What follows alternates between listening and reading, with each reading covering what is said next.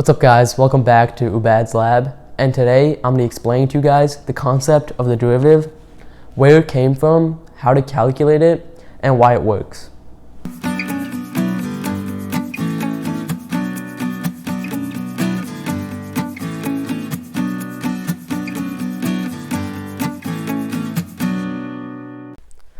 So I know this is mostly a chemistry channel, but I thought it'd be useful teaching some basic calculus, since it does show up in some higher level chemistry, such as physical chemistry. So today I'm going to be showing you guys the basics of the derivative, and basically it represents the instantaneous rate of change or instantaneous speed of a function at a given time. So to understand that, we're going to have to understand the average rate of change of a function. So let's start off by making a curve.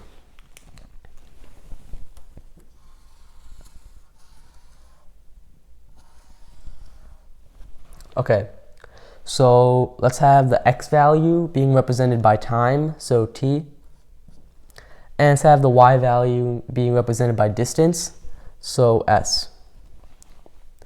And let's say we want to find the average rate of change over an increment of time from here to here. And to find this average rate of change, we do the change in s divided by the change in t. Alright, and that would be represented by a line like this. And the slope of this line would be the average rate of change of this curve over this increment of time. So now that we have that concept down, we can start diving into instantaneous rate of change. So let's say we want to find the instantaneous rate of change of this function at a given point of time. So as you see, it's a curve, so it's always changing. So let's say we want to find it right over here. So to find this, we can use the method of increments. So we progressively be making this distance smaller and smaller until the change in t is almost zero.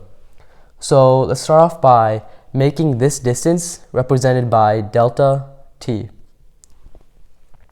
Alright, and then as delta t gets smaller and smaller, it will slowly approach this dot. So the method of finding the derivative can be represented by the tangent line. So if we draw a line tangent to this curve at that point, that just touches that curve at one particular point, the slope of this line will represent the instantaneous rate of change of the function at that time. So the question is, how do we find the slope of this tangent line? So as you keep on making delta t smaller over this increment, so let's say we made delta t a little smaller, and then a little smaller, and eventually it will approach this tangent line. Alright, so let's start off by making the theorem for the derivative. So we're going to start off by learning some basic calculus notation. So we can represent that derivative by ds over dt, which will equal. So as we know, when we're finding average rate of change, it's change in y over change in x. So we can start off by finding in the numerator. So let's find the change in s. So we can do f of, let's say this y value is represented by f of t. So this y value can be represented by f of t plus delta t, since this one's the f of t, and then f of t plus delta t. We can find that y value. So we can subtract the two and find the change in y. So f of t plus delta t to represent this y value, and subtract that by f of t to represent this y value, or s value in this case. And we divide that by the change in t, the change in time. So that'd be delta t. But right off the bat, you can see something wrong with this theorem, since we're trying to find instantaneous rate of change, or the instantaneous speed of this function. So wouldn't the change in time just be 0? And we're dividing by 0, making this function undefined. So what we're actually trying to find is what value this approaches as delta t approaches 0. So delta t is never actually going to be 0, but it's going to approach an infinitely small number. So we can represent that by writing limit as delta t approaches 0.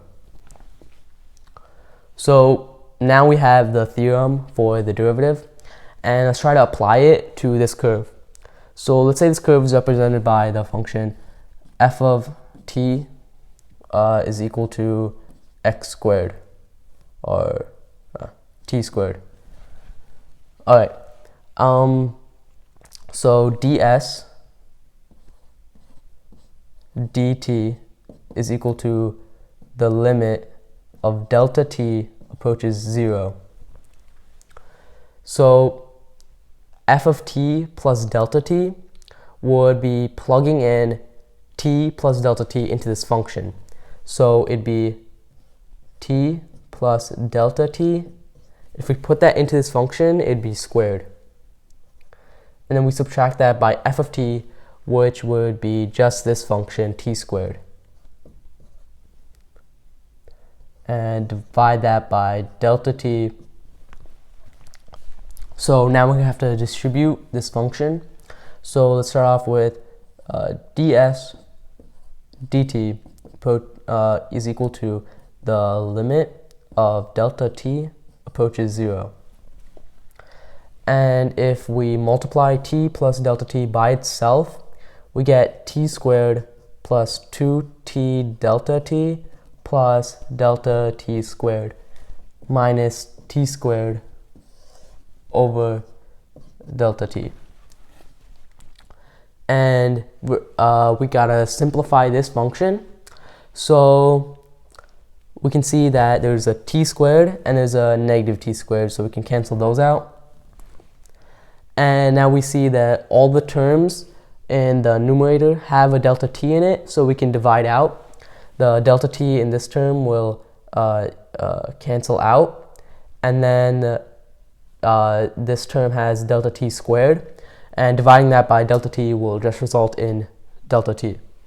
Alright, so let's write it again. ds over dt is equal to limit of delta t approaches 0.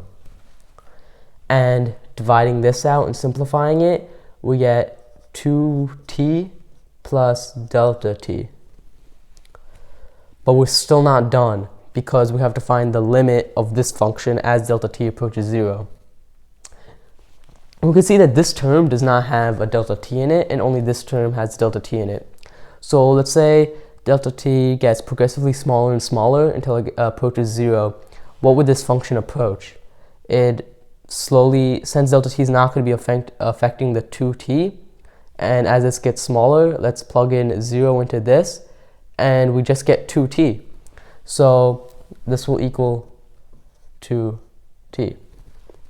So the derivative of this function is ds dt is equal to 2t. And we can use this derived function, that's what you'd call it, to find the instantaneous rate of change of this function, f of t is equal to t squared, at an instantaneous point in time. Thanks for watching, guys. Don't forget to like, subscribe, and hit the notification bell if you enjoyed the video. Also, feel free to ask any questions in the comment section. And stay tuned for my next video, where I'm going to be producing some oxygen gas and playing with it by filling up a balloon and lighting it on fire, and also trying to reignite a flame with the oxygen gas.